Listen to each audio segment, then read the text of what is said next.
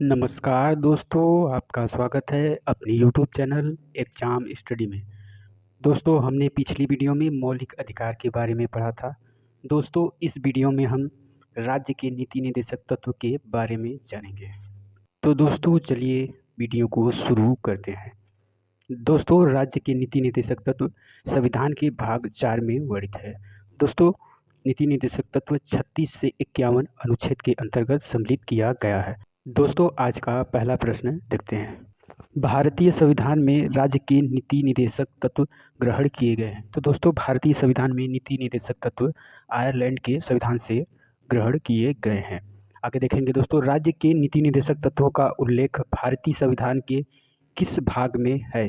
तो दोस्तों, राज्य के नीति निर्देशक तत्व संविधान के भाग 4 में वर्णित है। आगे देखेंगे दोस्तों, भारतीय संविधान के किस अनुच्छेद में राज्य के नीति निर्देशक तत्व का उल्लेख है? तो दोस्तों, नीति निर्देशक तत्वों का उल्लेख 36 से 51 अनुच्छेद में किया गया है। आगे देखेंगे दोस्तों, संविधान का वह कौन सा भाग है जो संविधान के निर्माताओं के मस्तिष्क और उद्देश्यों को प्रतिबंधित करता है? तो दोस्तों, इसका आंसर होगा राज्य के नीति निर्देशक तत्व। आगे देखेंगे दोस्तों, राज्य के नीति निर्देशक तत्व में किन किन प्रकार के सिद्धांत अंतर्निहित है? दोस्तों, इसमें आर्थिक सिद्धांत, सामाजिक सिद्धांत और प्रशासनिक सिद्धांत अंतर्निहित हैं। आगे देखेंगे दोस्तों, भारतीय संविधान में राज्य के नीति निर्देशक तत्व को शामिल करने के पीछे मुख्य उद्देश्य क्या था? तो दोस्तों, इसका मुख्य उद्देश्य था कल्याणकारी राज्य की स्थापना करना। आगे देखेंगे दोस्तों, संविधान में राज्य के नीति निर्देशक तत्वों को शामिल करने के पीछे क्या उद्देश्य था? तो दोस्तों, नीति निर्देशक तत्वों को शामिल करने के पीछे सामाजिक आर्थिक लोकतंत्र की स्थापना करने का उद्देश्य था। आगे देखेंगे दोस्तों, राज्य के नीति निर्देशक तत्व एक ऐसा चेक है जो बैंक की सुविधा अनुसार अदा की जाएगी। यह कथन किसका है? तो दोस्तों, यह कथन केटी शाह का है। आगे देखेंगे दोस्तों, किस संविधान संशोधन अधिनियम के द्वारा राज्य के नीति निर्देशक तत्व को शामिल किया गया? तो दोस्तों, राज्य के नीति निर्देशक तत्व को 42वां संविधान संशोधन अधिनियम 1976 के द्वारा शामिल किया गया। आगे देखते हैं दोस्तों, भारतीय संविधान का कौन सा अंग समाजवादी व्यवस्था स्थापित करने की प्रेरणा देता है? तो दोस्तों, यह प्रेरणा नीति निर्देशक तत्व देता है। आगे देखेंगे दोस्तों, संविधान में कल्याणकारी राज्य का आदेश दिया जाता है। तो दोस्तों, कल्याणकारी राज्य का आदेश नीति निर्देशक तत्व में दिया जाता है। आगे देखेंगे दोस्तों, नीति निर्देशक सिद्धांत वाद्य योग्य है। तो दोस्तों, नीति निर्देशक वाद्य योग्य नहीं है। आगे देखेंगे दोस्तों, नीति निर्देशक तत्वों का क्रियान्वयन किस पर निर्भर करता है? तो दोस्तों, नीति निर्देशक तत्वों का क्रियान्वयन राष्ट्रपति की इच्छा पर निर्भर करता है। आगे देखेंगे दोस्तों, मूल अधिकार और राज्य के नीति निर्देशक तत्व में क्या अंतर है? तो दोस्तों, मूल अधिकार वाद्य योग्य होता है, जबकि दोस्तों राज्य के नीति निर्देशक तत्व वाद्य योग्य नहीं होते हैं। दोस्तों, अगर वीडियो अच्छी लगती हो तो वीडियो को लाइक, शेयर और चैनल को सब्सक्राइब करना ना भूलें। तो आगे देखते हैं दोस्तों, भारत की संविधान में अंतर्राष्ट्रीय सुरक्षा का प्रोत्साहन सम्मिलित है। तो दोस्तों, अंतर्राष्ट्रीय सुरक्षा का प्रोत्साहन नीति निर्देशक तत्व में सम्मिलित है। आगे देखेंगे दोस्तों, समान कार्य के लिए समान वेतन भारत के संविधान में सुनिश्चित किया गया है। तो दोस्तों, समान कार्य के लिए समान वेतन भारत के संविधान में राज्य की नीति निर्देशक सिद्धांतों में सुनिश्चित किए गए हैं। आगे देखेंगे दोस्तों, भारतीय संविधान के किस अनुच्छेद में कार्यपालिका से न्यायपालिका का पृथक्करण है? तो दोस्तों, इसका होगा अनुच्छेद 50 में। आगे देखेंगे दोस्तों, भारतीय संविधान में राज्य के नीति निर्देशक सिद्धांत को किस मुख्य कारण से सम्मिलित किया गया? तो दोस्तों, इसका मुख्य कारण कल्याणकारी राज्य की स्थापना करना था। आगे देखेंगे दोस्तों, संविधान का कौन सा अंश भारत के नागरिकों को आर्थिक न्याय प्रदान करता है? तो दोस्तों, आर्थिक न्याय राज्य के नीति निर्देशक तत्व प्रदान करते हैं। आगे देखेंगे दोस्तों, किस नीति निर्देशक सिद्धांत को प्रायः समाजवादी माना जाता है। तो दोस्तों ग्राम पंचायत की स्थापना को प्रायः समाजवादी माना जाता है।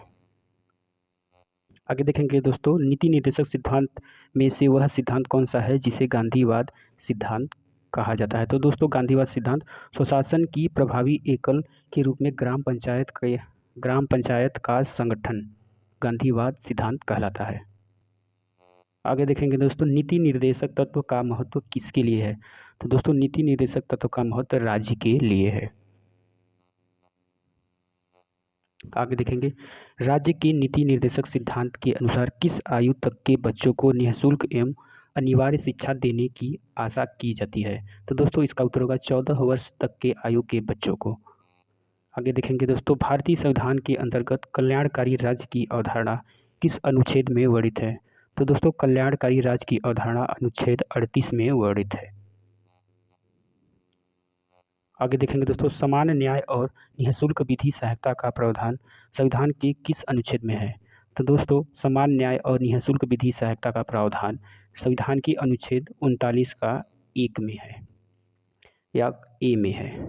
भारतीय संविधान के किस अनुच्छेद में राज्य सरकार को ग्राम पंचायतों को संगठित करने का निर्देश दिया गया है।